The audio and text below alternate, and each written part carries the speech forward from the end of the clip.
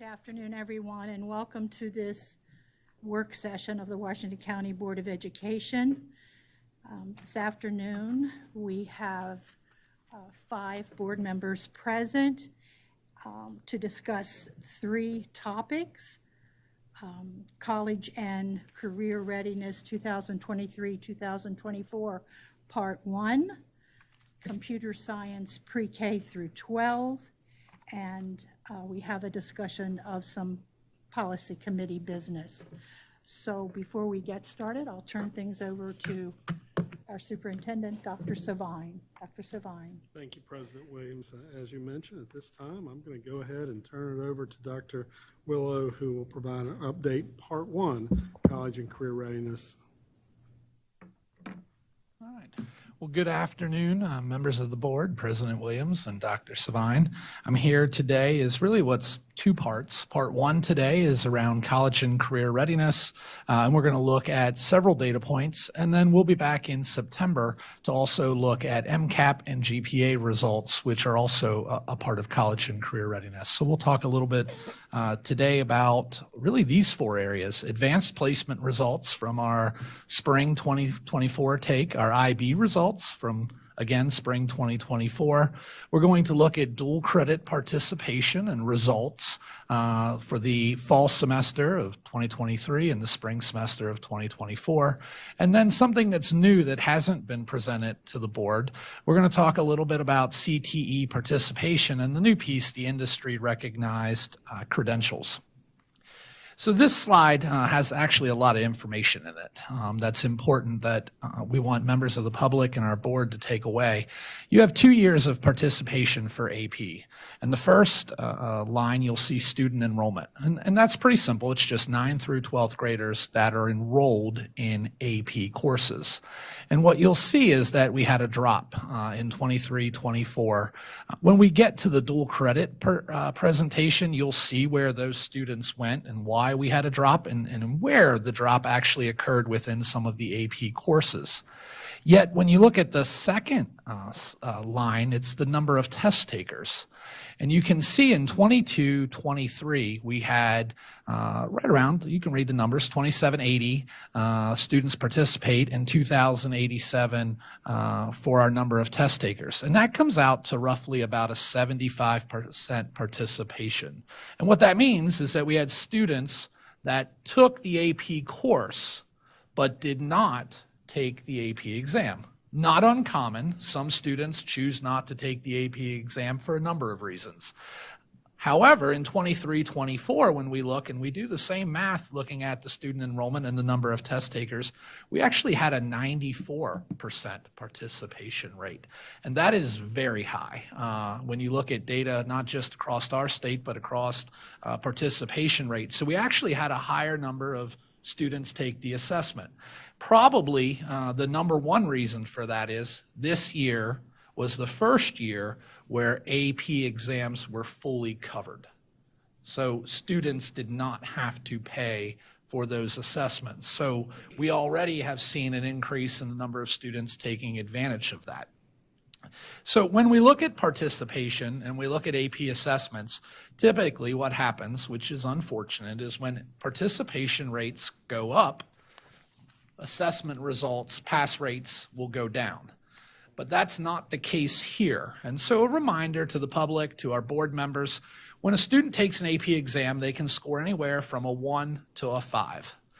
Generally speaking, a 3, 4, or 5 is considered passing. And the reason I say generally, because it's really up to the college where the student is applying to determine what they will accept in terms of AP credits.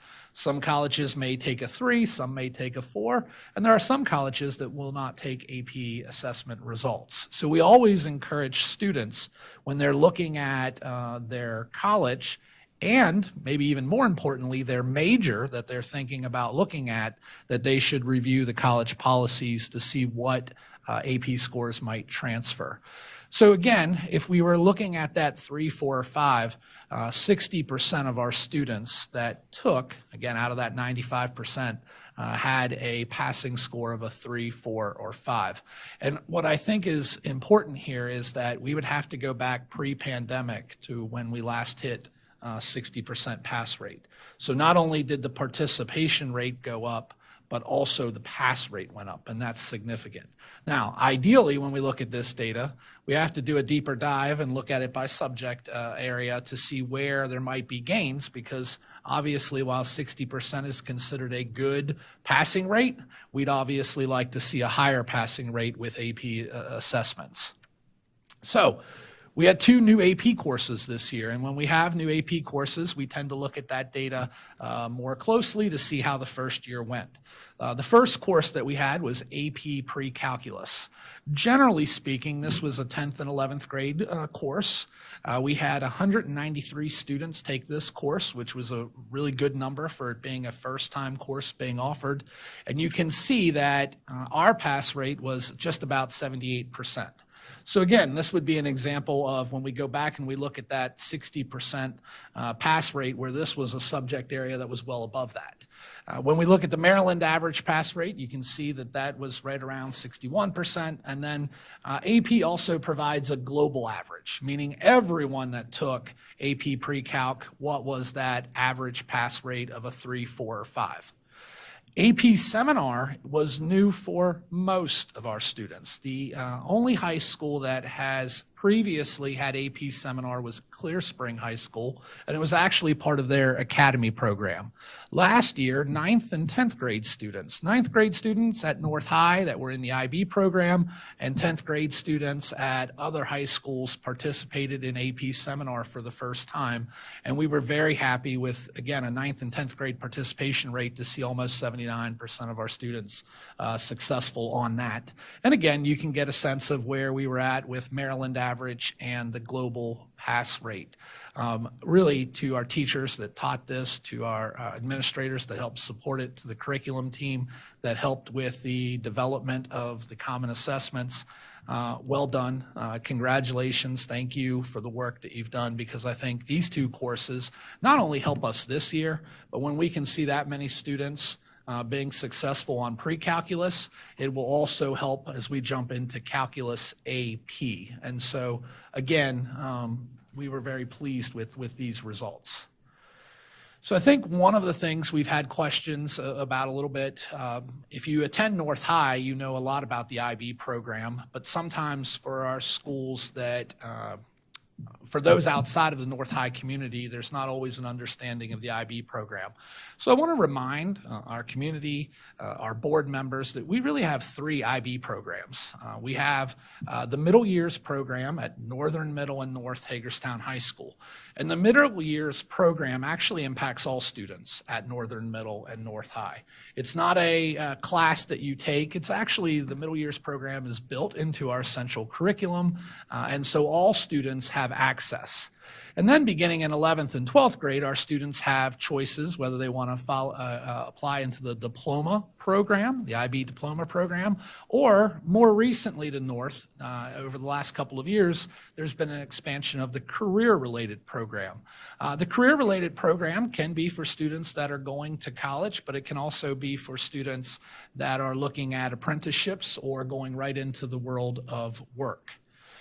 Now, this next slide is a little different with IB than AP. So AP, as we talked about, 1 assessment, you earn a 3, 4, or a 5, and you have a passing score. IB, students actually take 6 assessments, and the goal is to get a minimum of 24 points. So you might have students, which it's not uncommon, where I may earn a 3 on one assessment, a 5 on another assessment, or 6, and so there's really not per se a pass rate to IB. The goal is to get to a total of 24 points, and because there's 6, assessments, generally we tell students aim for a 4 or higher because that's what's going to get you those 24 points. And the goal here is really to get the IB diploma. And I'm happy to report that once again, we were right around the global average. North High had a 76% IB diploma rate. I think the average was right at 80% when we look across the entire country. And again, for the numbers that we have participating, that's the difference of maybe 2 students. And so we're right there with what we're seeing with our IB results are comparable to what other districts are seeing as well. Probably the newest one that we have not always reported on is dual credit enrollment here. And so what you'll have in front of you is really 3 years of dual credit enrollment. And we tried to present this in 2 different ways. One is the distinct student count, meaning that how many students took at least one dual credit course in 9th, 10th, 11th, or 12th grade. And so as you can see by looking at this data, that's a pretty big statistical jump, jumping from 1,255 students in 22-23 to 2,800 students, obviously a little more than that in the 23-24 school year. But we also wanted to look at, all right, if we looked at all 2,838 students, how many dual credit courses did that group take? And that's your next line. And so what you can see is that we had a number of students, not only did our number increase, but we went from 2,300 to over 7,000 dual credit courses that our students took. So we thought it would be important to break this down maybe a little bit more. So we do have some 9th and 10th graders taking dual credit courses. So what you see here is a chart that shows by grade level the total number of courses. So if I look at 9th grade, I would see that there was 142 9th graders that took a dual credit course last year. And collectively, they took 263, which means on average, they took about 2 courses per student. And what is that percent of our 9th graders? So taking all of our 9th graders that are enrolled, what's the actual percent? And so that's right around 7%. And then you can look at our senior class on the other end of this and see that 77% of our seniors took dual credit courses. The state average in 2021, and I would expect this to go up, was 7%.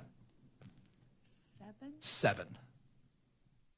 So what I'm sharing with you and some other stats that I think make this relevant. In our community, when we look at the 2020 census, and we look at students that are adults, I should say, that are 25 and over, we know as a community 14% of our adults have a bachelor's degree. When I factor in graduate degree, that goes to 11%. So right around 25% of our community has a bachelor's degree or higher.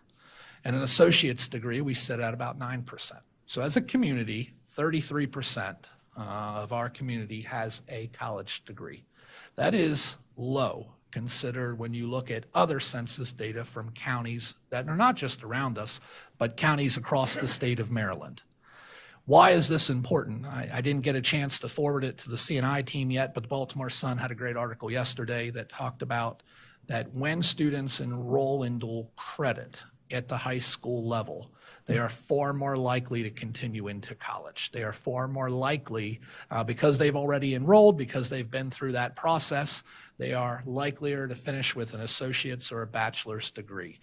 It was a great article in the Baltimore Sun highlighting some of the changes for the upcoming year with dual credit and the reason why we promote dual credit. Dual credit, AP, IB are all, generally speaking, post-secondary pathways. It doesn't always mean a 4-year college. It could be a certificate or a 2-year college, but the goal is to increase our community degree rate, if you will, that, again, shows a healthy balance between the trades, but also higher paying jobs that do require college degrees. And when we go a little further, just some things here that I'm not going to read, but we wanted to get a sense of who was participating, our different ethnic groups or racial groups that were participating. A couple things about this graph are, one, it takes into account all high school students. So as I shared with you, juniors and seniors are predominantly the ones taking our dual credit courses. This is really, when we look at this and I see 2 or more races, that's 33% of all of our high school students, 9 through 12. If I took out and I just focused on 11 and 12th graders, almost all of those percentages are at 50% or higher. And when we talk about economic in terms of changing and outcomes for our students, I think one of the things that we looked at senior leadership that maybe we were most proud of, there's a lot of data points to be proud of here, but 27.6% of our students that are eligible for direct certification, direct cert, which is what we talk about when students that are receiving, families that are receiving Medicaid or free and reduced meals or that direct cert component, we were at 27% of that student population took a dual credit course. And again, if I focused on just 11 and 12th graders, that was closer to 50%. So when we're talking about changing potential outcomes, whether it be AP, IB, or even now with dual credit, again, it's giving our kids a start that hopefully will lead to a better pathway, better outcomes post high school. So just participating isn't our goal, right? We want to see our students also do well in dual credit. So we wanted to look at the grades. And we looked at this 2 ways. We wanted to see how our students were performing in high schools, meaning that they were taught by WCPS staff, but we also wanted to see how our students were performing out on the HCC campus, because we have both. We have students that are choosing to take dual credit courses in our building, and we have students that choose to go and take dual credit courses out at the community college. And some, actually over a majority, over 50%, are doing both. They may take some courses in the morning with us and then go out to HCC in the afternoon, or we're finding that more and more looking at courses even online. So the pass rate, as you can see, is very similar. We broke it down by semester 1, semester 2, and statistically that's not, there's not a huge statistical difference there. So what that means, regardless of whether our teachers or HCC instructors were teaching the course, our students were doing very well. And so again, now we know that we're looking at A through D, right? Because that's passing. But what we talk about when you go to college, Ds they may get you the credits, but that's not where you want your GPA to be, right? So we also wanted to look at this from a GPA perspective.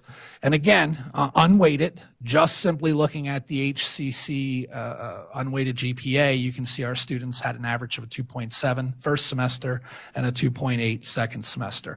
And I think, again, if you were to look and compare how our students perform to freshmen that are in traditional colleges, this is a fairly high pass rate. And while I'd love to see that GPA get closer to a 3 or higher, the fact that we had 76% of our seniors take a dual credit course, a college level course, I think we're very pleased year 1 with these results. So I mentioned earlier, what are our top dual credit course enrollment? And so you can see by far the most popular course last year was English Composition 101. That doesn't come as a surprise. It counts toward a graduation requirement. Almost, it doesn't matter what major you pick. Everyone knows that you need multiple English courses, usually a 101 and a 102 course. The other ones that were up there, stats, AP US Government, and Honors Psych. And I want to focus on the stats and the psychology for a second. Both of those numbers increased fairly significant from what it was the previous year, and what we saw was a drop in the AP enrollment. So it's not that our students were necessarily taking less college level courses. What we saw was more of from an AP statistics to a dual credit statistics, or an AP psychology to an honors psychology. Sometimes that had to do with obviously I earn the college credit. If I take the course through HCC, I don't have to take an assessment like I do with AP. And sometimes it has to do with, as I shared earlier, students looking at college requirements and determining whether the AP credit will count or whether the dual credit will count. And I think the third factor is that HCC or dual credit courses are only a semester, and sometimes our AP are year long. And so it's sometimes easier for students to get a semester class onto their schedule as opposed to that year long course. So I think there are a couple of different factors that we're looking at, but overall, dual credit, other than in a few areas, did not change our AP participation. A lot of the other AP courses, the participation is fairly consistent.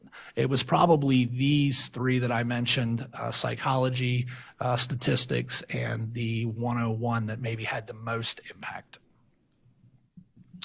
All right, the last piece, a reminder, career technical education has college and career pathways. It's not one or the other, it's both. We have a number of CTE programs that actually lead to college, and then we, of course, have a number of programs that also lead right into an apprenticeship or the workforce. As a reminder, we have 41 unique CTE pathways. And what we look at when we're looking at data here is a couple of different points. One, students enrolled in the first course. And as a reminder to the public and to our board members, CTE pathways typically are 3 or 4 courses. So it's not one course and you're finished. It's usually multiple courses in a pathway. So obviously we look at the first course to see what the interest levels are. And so we wanted to share what we see as the fastest growing or the consistent approach. And I'm happy to share that the Teacher Academy of Maryland made that list this year because hopefully those are our future teachers and future paraprofessionals that are enrolled. So the fact that I was going to stop at 5 and I saw that Teacher Academy was 6 and I felt like we had to have it up there because that's a celebration. But the interactive media production right now is by far probably our most popular. It's the one that, if you remember in the program studies over the last couple of years when we've been switching CTE programs, this is one that continues to take off. A lot of it has to do with Adobe, the animation, Photoshop, and that's just something that we're also seeing a need for within the economy. So we expect that to continue. The other ones are fairly consistent. When we talk about CTE and Blueprint, we've always tracked what we called technical skills assessments. And these were assessments our students would take during their CTE pathway that would transfer into the world of work. Under Blueprint, they've really rewrote what it means to be a technical skills assessment, and instead they focus more on the industry recognized credentials, which is really just more of a narrow path of how we looked at technical skills assessments in the past. The key to remember is that by 2030-31, our goal is to have 45% of our high school students either complete a registered apprenticeship or earn an industry recognized credential. This is the first year where we're really tracking it, 23, 24, right down to the IRC. Again, as I've shared, technical skills assessments are what we looked at in the past, but here is what we offered in 23, 24. And so these are not decided by WCPS. Actually, it's the Governor's Workforce Board and the CTE Committee that has the authority to determine what is an industry recognized credential based on the feedback that they're receiving from our businesses. So we do not pick these assessments. These assessments are built into the CTE curriculum. So we're happy in our first year, again, to report that, again, mostly going to be juniors that are taking these, some seniors, that we had 586 industry recognized credentials, which is a great start to add with the over 100 plus apprentices that we had. And so we feel like we're in a pretty good place, but this is something you're probably going to hear more about as the CTE committee expands at the state level and as more industry recognized credentials are added. Just last week, an updated list was put out by the AIB, the Accountability Implementation Board. And so I expect that this will be something that that we'll talk more about, particularly within CNI. And with that, President Williams, I'll turn it back to you, see if there's any questions. Dr. Willow, colleagues, questions for Dr. Willow? I have a question. In the very beginning, you said this is the first time that we fully funded AP tests. Is that blueprint required? It is a requirement of the blueprint that AP assessments, IB assessments, dual credit, and CTE assessments are provided to students for no cost. And then how many high schools are involved in the CTE program? So every high school has CTE pathways that have industry recognized credentials. So I think where you might be going with that is this is much bigger than just Boyd J. Michael Technical High School. While we're very proud of the programs we have there, as the Curriculum Instruction Committee has visited all of our high schools, I think at this point, are pretty close, you're getting to see all of the different CTE programs that are offered at our high school. Actually, you know, if I was going to recognize one school, I would recognize North Hagerstown High School for the growth they had this year and the number of students that earned an industry recognized credential, which is also part of that CPIB program we discussed. So they do align together.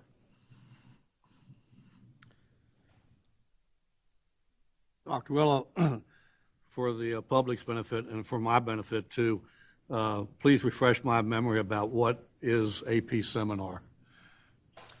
So AP Seminar is a course. I might have to phone a friend here, but I'm going to give you a broad overview, and I might have to give you a more detailed view presentation next time. But AP Seminar focuses a lot on research methods, and then also speaking and writing. And so it is the reason that AP redesigned it to work with 10th grade is that there is a large overlap between the ELA 10th grade voluntary or the Maryland College and Career Ready standards and AP Seminar, which is why it fits nicely into there. So you do have your reading, writing, speaking, listening, but then there's also a research component to it as well. Be interesting to see how that's tested though on the AP. Could you give us some information on that? I certainly could. Okay. Yeah, going back to the dual enrollment, you know, little more than 2,800 students enrolled, which quite frankly, I'm excited about. I think it's great that kids could go and get a jump start on their college career, especially at much cheaper prices than what I would have had to pay for my 4-year career. So I think that's great. And 90% pass rate is also a great number. But when we go and look at 10% of the kids failing and a 2.7 or 2.8 GPA, I would imagine that those kids with the 2.7%, or I'm sorry, the 10% of the kids who haven't passed significantly reduce that, creating some outliers for that GPA. Absolutely.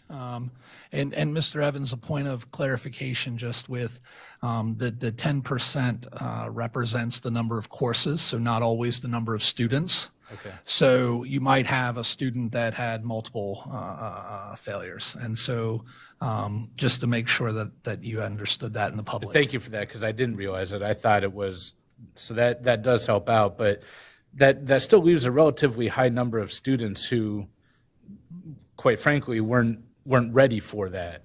So what can we do to encourage kids or to steer them away from taking advanced courses that they're not ready for? I think that's a very good question. So part of that process starts with how we schedule students and the work that we do with our counselors, our career coaches. It's when we have seniors in particular that share that, hey, look, I'm planning to enroll at community college. I know that when I graduate, I'm planning to do that. But I may not have the skills that I need now. It's looking at that schedule and saying, all right, if your goal is to enroll in a community college or 4-year or even go into the world of work that requires maybe a certification, right? It's looking at that schedule and saying, okay, what is it that we may want you to attempt? In some cases, that could be maybe trying one class. Maybe it's an honors level class. Maybe it's a class that will better prepare you. In some cases, it could be what we refer to as the 095 100 level courses that are sort of those prereqs that don't always come with college credit, but they prepare you for those 101 level courses. It's hard to fully discourage a student from not doing it because you want to give them the benefit of the doubt. I think when I look at that, and I agree with you, percentages can probably be deceiving when you just look at the raw numbers and you say, all right, well, we had this many students not successful. I think then it's going back, and if they're a senior, obviously the options we have, they've graduated, are limited. But if they're a junior, it's then having that conversation. All right, these classes didn't go well for you, and let's find out why. Could be that 2 days a week out on the HCC campus wasn't for you, and 5 days being with a WCPS teacher may be a better option.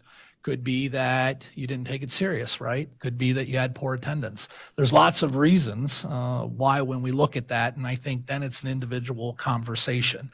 We do have the ability to pull kids back when we see that they're not being successful. So Have we done that? We have done that. Because it just seems to me like we should be looking at that, because I personally would expect, and again, I'm not disputing that those are good numbers. I would personally expect that if a kid is taking those advanced courses like that, they would be still achieving those advanced grades.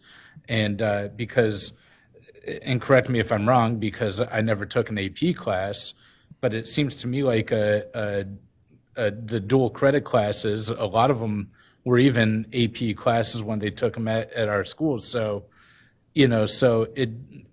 can we make there be prerequisites that they have to meet before they could go in there? Because it doesn't seem like it'd be doing anyone any good by allowing a kid that's not prepared. There are prerequisites in some cases, like for example, an AP bio that requires the bio in 10th grade before you jump into that. It's really course specific. Some of those outlier courses like a sociology do not have a prerequisite because it's the first time you're being introduced to the subject area. So it's probably more case by subject area. I think the balancing piece to this is, if we were talking about maybe 30% or 20% of our advanced learners that were in a dual credit or APIB, whichever program you want to look at, but we'll focus on dual for this, I think you would see that the GPA was much higher. The pass rate was much higher. When you're talking about students that this may be their first opportunity into advanced level courses, I think that's when you're going to see the data start to maybe dip a little bit. But I have often said, if you know your goal is to go to HCC or, again, any community college or four-year college, and we look and we see that 1/3 of freshmen fail out of college their first year, right? Why not introduce it to students with the additional support in a WCPS classroom where you have 5 days a week and you have that time management built in a little bit? You have to follow that schedule. You still are in your parents' and guardians' household. I think what we need to do is probably go back and make sure that when the student says that they generally want to take a dual credit, an AP or an IB, that they're serious about wanting to take that. And it's not an option to just leave school, or it's not an option to reduce my schedule, right? Like there's a general purpose there. And I think that'll develop in time, Mr. Evans. I really do. I think for this year and the amount of students and how quickly it grew. The other piece that you haven't hit on, but that I think is equally important in this conversation is that we're doing dual credit courses that lead somewhere. Like that there's an actual pathway that leads to a degree, that you're not just taking music appreciation because you like it when it falls on a schedule, that you're actually, or maybe who's teaching it, you're taking it because it's going to count towards your 2-year or 1 year or 4-year degree, whatever that plan is. So I think all of that factors into this. Yeah, I'd be curious to see what the difference is between students with an associate's degree leaving high school is this year or last year compared to next year and the year after. I'd be curious to see that. But and then one other question, What's the enrollment for the IB program? So typically, if we talk about middle years program, obviously that's all 9th and 10th graders. When we talk about the DP program, the cohort typically will run 40 to 50 students per grade level. So we're a little lower than that with our seniors, and our junior class was a little lower. Part of that was probably some of the recruitment we were doing during the pandemic and parents not being able to come to some of the information nights, and we were doing some of that virtual. But the 9th grade cohort is at 50. I believe the 10th grade cohort is at 46 or 47, so right around 50. And that's a good number when you consider, about 100 would be ideally where we'd like to be with those juniors and seniors.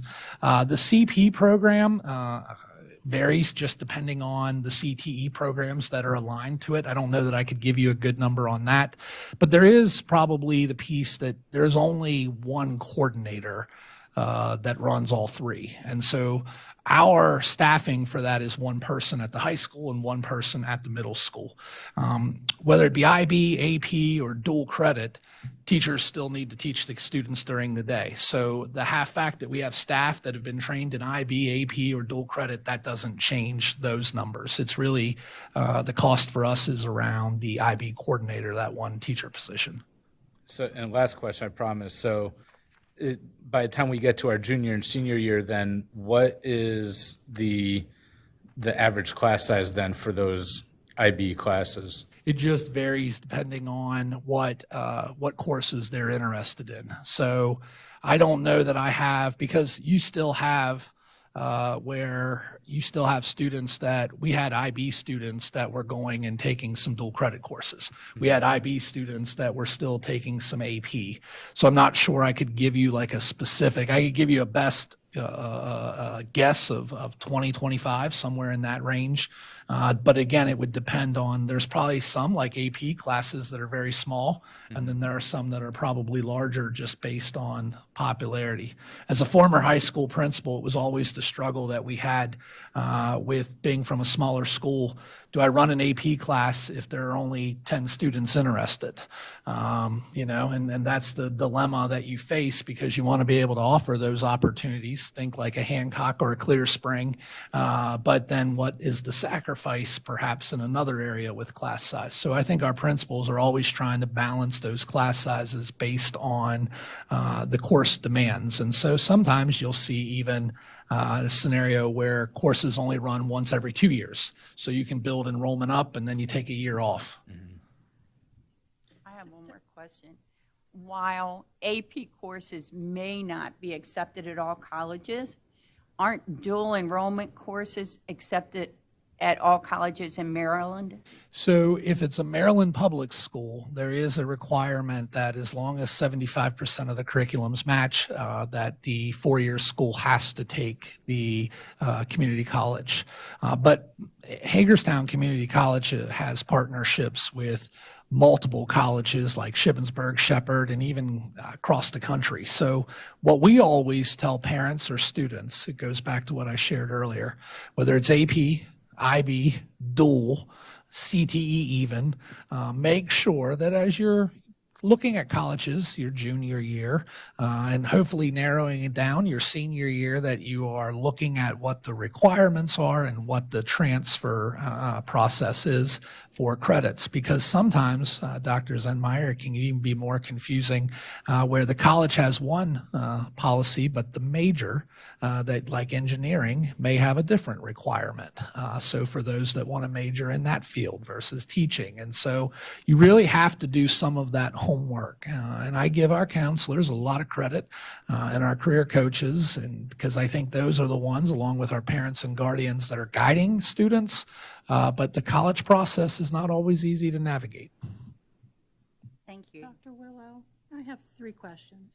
My first question is, how many of our students graduated with an AA degree? So, Dr. Savine, I might ask you for your help, or Dr. Zentmeyer or others that were at the HCC ceremony. I feel like we had, was it close to 100 students that graduated that night when we were there? I would, Yeah, most of our associate's degrees are still earned by going through the middle college or what is now the early college program because it requires you to take courses on campus. That's a big increase because I think Stan and I were there with Dr. Michael his last year, and I think there's only like that would have been 3 years ago, I think, and I think there were only like 30 kids that graduated then. I'd like to That's confirm, already but the a big numbers were pretty increase. big on that. The recent one was closer to what Dr. Willis said. That's a pretty big Yeah. increase. Yeah, that was early on, Yeah. yeah. My second Sorry. question- No, that's okay. My second question is, what was the most number of credits taken by a student, So dual enrollment this I year? don't know that I know the most. We typically, we allow up to 15 credits a semester, which is, as you know, considered a full load. There are some cases where they can get the executive director of secondary education, Dr. Wilcox's permission to go above that. But typically it wouldn't be above 18. A lot of times when we do that, President Williams, it's because a science class has 4 credits, like a lab component to it that takes you above the 15 mark. So I did read the article in the Sun.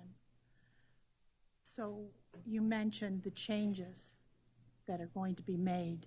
Can you speak a little bit about those changes and the impact that you foresee those changes having on So- Washington County Public Schools? Right now, for WCPS, right now being the key phrase, they have not had very, I would say, very little impact. And what I mean by that is we limit our policy, or I should say not policy, procedure has been that we will pay for 60 credits, up to 60 credits for, and so that starts your freshman year, sophomore year, junior, senior year. Some school systems have used the flexibility to limit and say no more than 6 credits in a semester.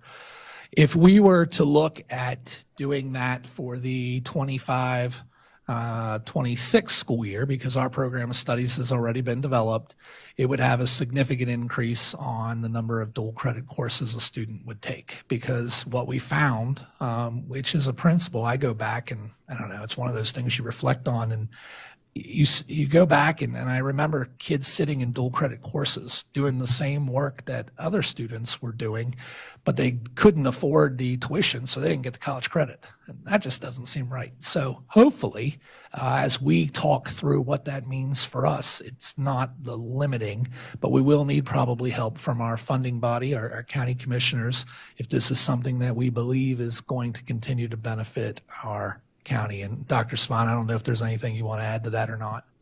That's accurate. Thank you. Thank you, Dr. Willow. President Williams? Dr. Willow, would you mind switching back to the new advanced placement course? I believe it was slide number 5 in particular. I'd like to just kind of get your perspective. You referenced pre-calculus, and this is the first year of the pre-calculus, and I'll let you get there. Yes, that slide. So looking at this, so new advanced placement courses, looking at our results this year in pre-calculus, we're well above the Maryland pass rate and above the global average pass rate. I know we've had conversations, especially when we look at we look at math in particular. We look at this. Certainly, we look at SAT results, and our students tend to do well on math SATs. Many of those students are going on to universities and colleges and doing quite well. However, when we look at the current accountability measure, MCAP, with math, I think there's agreement that while we are outperforming our peers, the results on the MCAP are lower, in particular with math. And I know as you talk with your chief academic officers and so forth, I was wondering if you could shed some light for the benefit of the board, because I know we'll have NCAP or MCAP coming out later in August, and there just seems to be a discrepancy, clear discrepancy between these advanced placement results in math as well as what we're seeing with our students that are college bound that take our SATs and perform well in mathematics. I think a couple things I would say, right? I think it's hard for any one assessment to measure a student's overall performance. I think when I presented last year, I don't remember if it was Mr. Gesford or Mr. Evans that asked, we have local assessments that also give us data, and we're able to look and see how we're performing on our local assessments, how we're performing on AP, IB, dual credit, all of the different assessments we've talked about today, and even some that we didn't talk about today. Yet at the state level and at the local level, we have a large percentage of students that are at that level 2, meaning they just aren't getting over the hump for proficiency. Yet at the same time, the same group of students are testing advanced or proficient on ELA MCAP, and we're going to spend some more time looking at that. I think there are a lot of concerns around just the idea of the algebra assessment, and I know that there's a state committee that the new state superintendent has put together to look more at that, the math MCAP assessments to make sure that they are being graded fairly. We are testing on the things we're supposed to be testing, that it makes sense. And so we look forward to seeing those results of the state group. We own all data points, good or bad. We own it. If there's an opportunity to get better, we owe it to our kids to get better. But at the same time, I also don't want to see where multiple measures show a student that's being successful and one measure that's not, that's holding them back. I think that's unfair.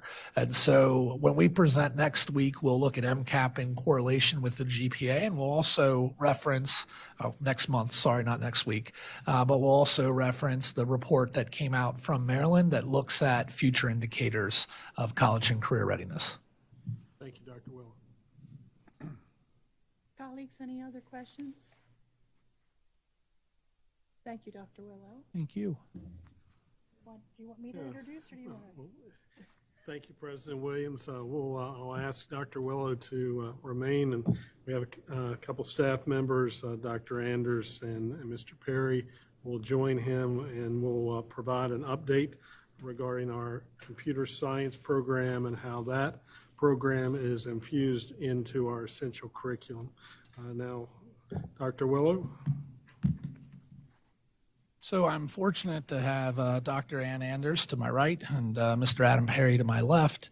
For the CNI members, Dr. Zentmeyer and Ms. Murray, I apologize. You've already seen part of this presentation at CNI, but we felt like this was something that the full board should see as it fits our vision for computer science. And as you know, multiple recent articles show, computer science and how it impacts our day-to-day lives and the need as we look at careers that are current, but careers that are also coming, job opportunities. This is pretty exciting, and the work that the team members up here and their teams have accomplished is really quite impressive. So I'm going to stop talking and turn it over to Dr. Anders. Thanks. Good afternoon, Dr. Servine, President Williams, and members of the board. Thank you for this opportunity to showcase our collaborative work to expand computer science in Washington County Public Schools. We're going to begin here with our framework and really looking at our mission. Our mission is to engage our students in computer science through various programs, pre-K through 12, and also build partnerships out into our community so our students have greater opportunities beyond WCPS. So if we look here at the elementary level, pre-K through 5, we do begin computer science. As you know, we've come in and shared that with you before.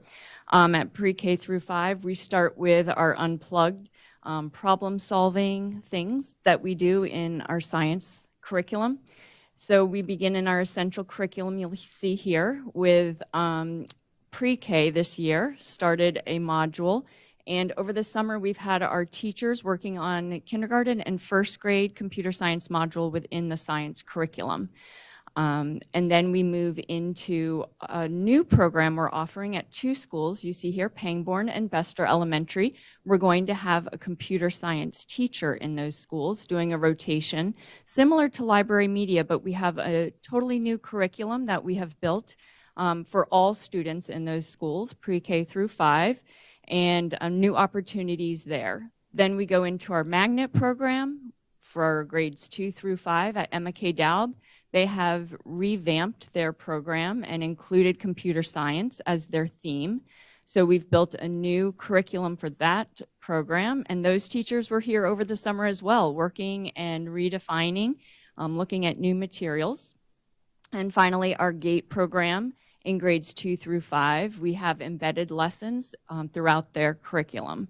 So all of this is new and exciting work that's happening. As you know, because I've been here before, we've talked about computer science in our library media program. And I really want to say thank you to those library media specialists because they have been working with all of these teachers in their schools to enhance and extend computer science, and also to offer after-school learning opportunities. So our students have things beyond the school day that they can partake in to increase their understanding of computer science, to use the engineer design process so that we can really build a foundation of those critical thinking skills and problem-solving skills at a young age. So I'm very pleased to share with you what we're doing in elementary schools. I want to thank you for your support.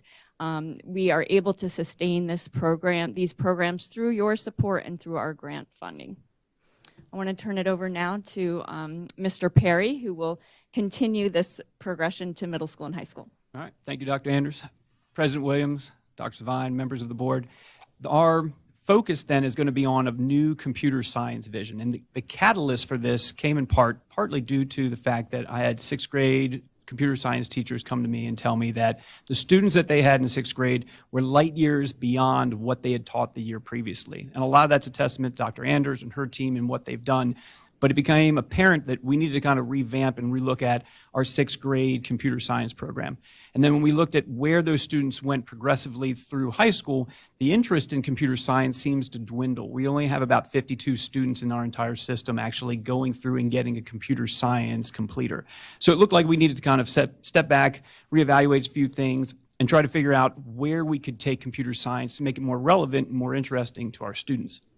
So this is a tiered process. And the first part to it really focuses on, for us, from a middle school standpoint, 6th grade. Then we kind of ramp that up for 7th and 8th. And then we look at high school. In high school, it kind of moves out into different pathways just due to the options, including having Tech High, which has its own unique program. So the premise behind this was to bring our computer science teachers in middle school-wise to have a PD and do some curriculum writing over the summer. And to a testament to them, they literally all came in because they had a vested interest in it and wanted to see it succeed. And so we came out with a really good curriculum that's streamlined, good scope and sequence, everything aligns with where we want it to be. And 6th grade is really going to be our catch-all component. Because some of those middle schools end up with students coming from multiple locations, the goal was to use that as a year to kind of reteach some skills and level the playing field so that as many students as possible were all on the same page and ready to go for 7th grade. And a lot of our programming is going to deal with block and Python coding. And you'll see that progression throughout middle school and all the way into high school. It ties into our industry recognized credentials. And it's necessary for some of the bigger projects that we have the students aiming for. So that was the big thing for that. A lot of the equipment that we're going to get for these folks is going to come through our Perkins funding and some just through our instructional funds. But the end result is our 6th graders are going to be on board and ready for 7th grade. When we hit 7th grade, the concept then is to dive a little bit deeper into it. And there's a difference between software computer science and hardware computer science. And even talking to some computer science engineers recently who are adults, they emphasize the need to kind of, and it validated our vision, the need to teach this and have both software and hardware at the middle school and high school level. Because the one thing that these individuals, and they're 20 and 30-year-olds, they didn't get that. They had the software side of it, but not the hardware side, so they needed to be able to kind of go back and relearn that. So our goal is to make that an integral process. So it ties into what Dr. Anders is doing with her team, the Spherobots, it's a robot, the microbits. But we're also going to start to introduce some other robotics, including nano drones. And nano drone technology is a collective whole. You'll see that in multiple places in many industries. And so the idea is to take that and give them the ability to start applying not just a robot concept, but also autonomous flight with drones. We start small with the idea of being progressively, when they hit high school, it's something bigger, and that can lead into other industries. So by the time they come out of 8th grade, there will be more of an interest and understanding of the coding process and in computer science. Now that leads us to the high school part. And in high school, we really only have one specific pathway for computer science. You go in and you immediately go down the AP route. And in looking at our numbers and our enrollment, that just doesn't seem to be resonating well with students. So we need to explore the ability to offer other pathways in computer science that may interest students. And a lot of those pathways are also going to lead to other completer programs and other industries that are out there. So it's still block coding, it's still Python coding, it's building on everything they've done from the time Dr. Anders' group had them in K through 5, all the way through middle school, and then all the way through high school. But the concept now is more advanced drone technology, things that you would find in the law enforcement, what you would find in firefighting, things you would find in agriculture, in addition to robots that you find in commercial construction. And so this will open up the door not only for a skills standpoint, but also for IRCs, and also for apprenticeship opportunities. One of the bigger visions, though, too, is to have a capstone process. So not just have it be stovepipe where computer science has its own capstone course. To incorporate, as an example, we'll take South High. So South High has many programs, but if you took their culinary program and their marketing program and their computer science program, you could actually meld them into one big capstone. So as an example, South High has a culinary program that sells food to their teachers. If you took that and you had their marketing program, if you recognize the campus, you have South High, Emma K. Dowd, E. Russell Hicks, and it goes all the way up to where our Antietam Academy is. It's all one big contiguous line. It doesn't cross any roads, and it's all WCPS property. So you could end up having those culinary programs work with that marketing program to sell food to teachers at Emma K. Dowd and E. Russell Hicks, and then work with the computer science program to actually have drones that could take that food and fly it across WCPS property, doesn't go across any roads, doesn't endanger anybody, stays below the 400-foot level so it doesn't violate the FAA, and it can fly over, it can drop the food, and it can fly back. It's the same technology and the skills that you see that's being used by industries in our country. It's just we're going to do it in a smaller microcosm in a safe environment and give our kids kind of a real-world experience from that standpoint. And then on that same vein, if you look at what we do at our Tech High, at the technical high school, we have an AI computing programming class. And one of the big things we're going to do for them is provide them with robots that, if you want to think of it as a quadruped robot, it's almost like a robot dog with no head. But you find that in commercial construction. You put a LiDAR system on the back of it, and it does a 3D map of what the commercial construction is. We have a Student Trades Foundation, and they build a house every year. So we would meld that program with our computer science program, providing those computer science students the ability to use that type of software and that robot in that commercial construction, giving those students just the ability to have that experience working together so that when they go out into the real world, it's not something that's new to them. They've seen it, they've done it, and it's something that they can actually put on their resume and explain what they've done. And so again, that leads to additional apprenticeship opportunities, different certifications, and in the long run, there are, as an example for the last slide, there's just different avenues right up front that our students can go to, whether it's land surveying, construction. We've got a lot of support from local law enforcement. There's a company that operates out of basically Frederick County, a little bit east, that does a lot with drones, surveying various things, whether it's land, construction, power lines. So all of these are skill sets and immediate employment that our students could have. President Williams, questions? Thank you. Colleagues, questions for Mr. Perry, Dr. Anders, or Dr. Willow? I don't have a question. I just want to say thank you. You did such a fabulous job for our kids. Thank you. I'm excited about these drones that can deliver Yes, ma'am. across WCPS property. I think that's exciting. I look forward to hearing more about that. I also wanted to say, this sounds so awesome. If I, had this introduction into CS when I was in elementary school, I think I would have explored my passion in STEM a little bit earlier along in my educational career. But I also wanted to ask if in this curriculum there are any, additional, there's additional content that kind of teaches kids on how to use this technology responsibly, because we're so kind of submerged in technology these days as students. So I think that incorporating a component into our curriculum that teaches kids how to use this responsibly and how to use it in kind of conjunction with the environment that they live in, I think that could be really helpful. And I appreciate that. It's the same concept a number of our teachers had when we were building our curriculum. And right now, it's really the middle school level that we've put more of a focus on. And as this progresses, if not next year, the following year, that's where we'll really start revamping the high school one, but we'll incorporate that into what we do. Perfect, thank you.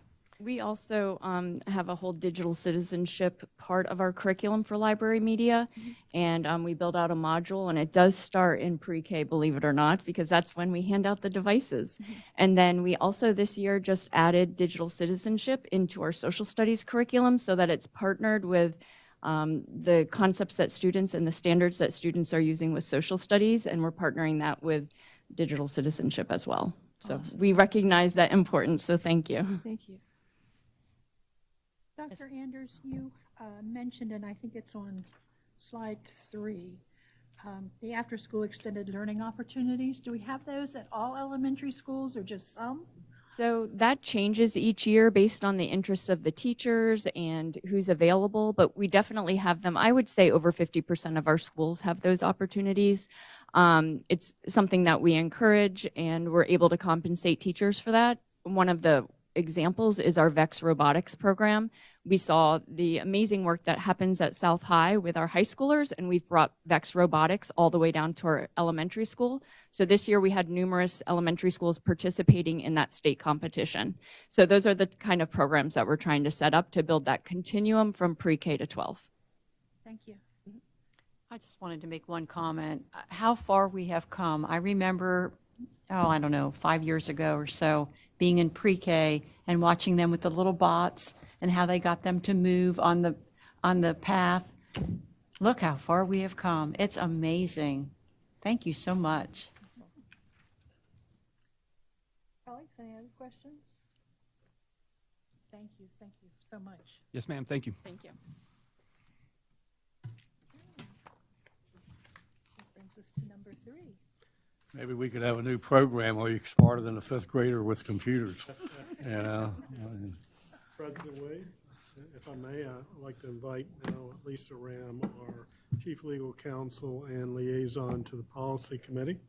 Our committee would like to engage the board in a discussion to determine if there is an openness to the Policy Committee presenting second readings of the policy when changes, adoptions, and rescissions as a consent agenda when there's no public comment received rather than an individual agenda item. Mrs. Ram? Thank you for that, President Williams, Dr. Savine, members of the board.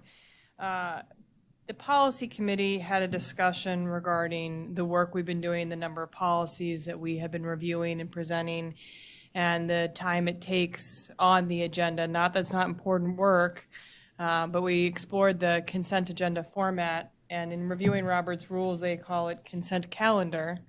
And there it discusses about if there is general consensus to move forward with items. So the discussion that we had in policy committee is in line with that in policy BG of taking the second reads and putting them in a consent format such that any second read policies that have not received public comment would be put in a consent agenda format, and those that did receive public comment, which we would need to make the public aware of, would be pulled out as separate agenda items. But much like any consent agenda item, if a member of the board wishes to engage in discussion and address a policy separately, that also would be removed as a separate action item. I think I captured that.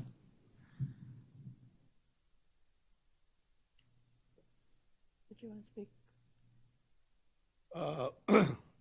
I guess this is strange for the policy committee chair to be saying this, but I'm for keeping it the way it is, separate votes on each policy, so that we don't get bogged down in taking something out of another consent agenda and all that type of thing.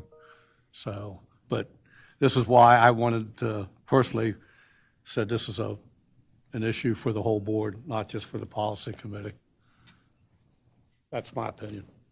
I'm not so sure we would have that many items that would be taken out. I think it would be better to do it that way. If it passes the first read without comment, then why should we go through all of that process if it's, that's my opinion. Yeah. I agree with the fact that once it's gone through the first read and nobody's commented on it, then, you know, usually people will comment if they have an opinion. So,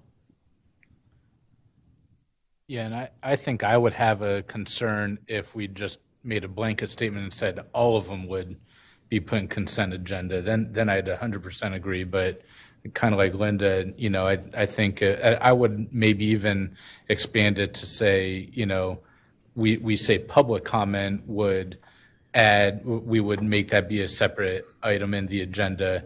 Maybe also if after the first read, a specific board member also has a specific question, maybe the general public does not, maybe also do that. But I think, and for the, you know, we've been doing quite a bit of these policy reads and changes and updates that, you know, the overwhelming majority of them, you know, they just, you know, correct me if I'm wrong, seem to be just based on law changes because, you know, the legislature is pretty active. So, you know, there's really just, you know, updates to certain things that most people don't really have an opinion on one way or another. And I think it would help save time to kind of keep people a little more fresh and have more lively discussion, things that are you know, a little more hot topic.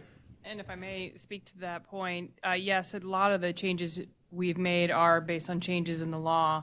And I should note, in looking at policy BG and as well as Robert's rules, it's not just public comment, you're correct. It's any time we receive comment, whether it's from a board member, staff member, or member of the public, that would not be a consent agenda item. So we have an opportunity to let the board, as well as members of the public, know that we received feedback from a stakeholder regarding the change in the policy. I think I have to agree with Stan on this one. You would like to see it remain as is so that each policy can be considered and discussed. I think it's important. It's important, and I think if you missed it the first time as a public participant, you won't miss it the second time.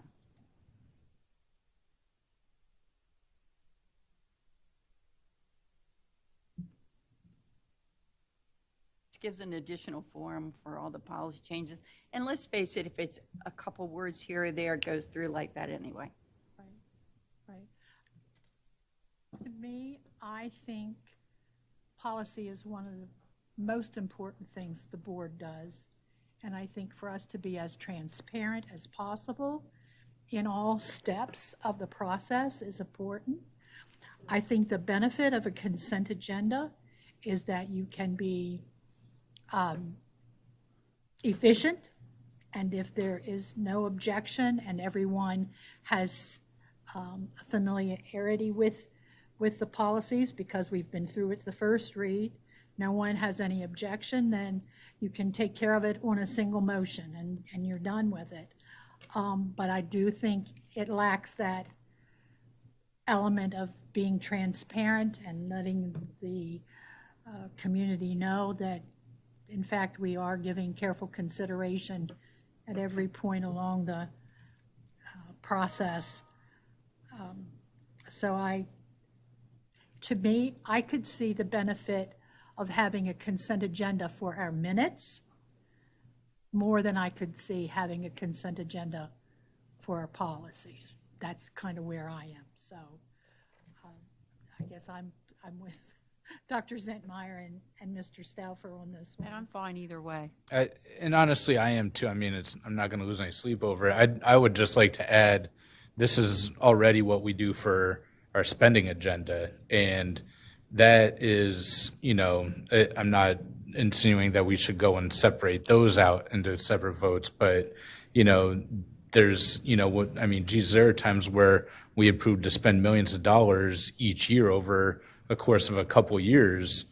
And some of those that, we just go through because we know we need our Microsoft contract, but that's still quite a bit of money to be spent without really having a specific discussion. We do still have those discussions on all of them, I just think it'd be nice to maybe save a little more time on some of those other, like I said, I know I personally would like it just because, if we're sitting there and we've had a, 3-hour-long meeting and then, we have some other pertinent detail that, we're all human and we eventually get fried and, just, you see what I'm getting at there. So, so I don't see how this would be different than what we do in consent agenda.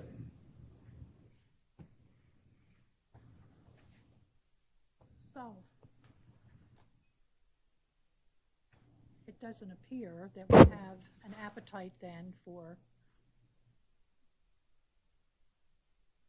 doing this. I mean, we don't vote in work session, but it seems as though there's agreement to kind of leave things as they are for now.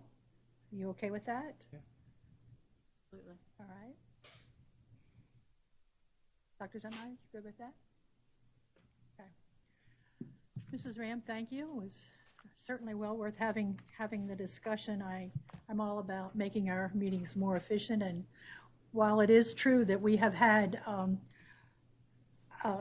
a fair number of policies of late, I think that speaks to the work that the policy committee is doing in reviewing policies and updating policies and deciding to rescind those that are no longer necessary. So perhaps in the future, we won't have as many and won't have to spend as much time on policies. Well, maybe we can go and save our time then by doing what you said with the minutes. Do we want to talk about that, or Mrs. Ram, we would be out of line to talk about consent agenda for minutes since we don't have that on our agenda for today's discussion? Well, it does fall in line with discussion on consent agenda. So, and this isn't something we're taking action or voting, it's a work session, so I think it's appropriate we can discuss it. As that comment came up earlier, my warning bells went off in light of a recent opinion that came out of the State of Maryland Open Meetings Compliance Board. So I would advise against doing minutes in a consent format. And I would certainly take heed of your advisement. I mean, the opinion came out very recently, July 26th of this year, so. Okay. So just thinking as to what we have and we consider minutes in a regular business meeting, we usually have a mix. We have work session minutes, we have closed session minutes, we have business meeting minutes. Would that decision that came out of the OMA board make it possible to consider doing business meeting minutes only as a consent agenda as opposed to or none? I'd want to do some additional research, but where my warning bells went off is closed session minutes. You lack transparency in terms of open meeting if you don't call it out that you're voting on closed session minutes. So I would strongly advise against doing that for anything that happens outside the public's view, which is closed session. I'd have to give some more thought into business meeting and work session and give some formal legal advice on that, but I can tell you right now, I know with closed session, it lacks the transparency, so we can't do it that way for closed session. You know, and just reading about consent agendas and their use, you know, they're usually for things where there is not expected to be any disagreement or any need for discussion, and I think that's usually true with our business meeting minutes. They're usually perfect, and no one's taking exception to those, but I understand what you're saying about closed session. Yeah, and they're widely available to the public because the public can go back and watch the meeting. So I just want to double check before I Sure. advise incorrectly. We So appreciate that so much. Thank you. Thank you. Colleagues, anything else before we bring our work session? Dr. Savine, anything? Okay, then we'll bring this work session to a close. Thank you to all staff who participated in our work session today. Thank you.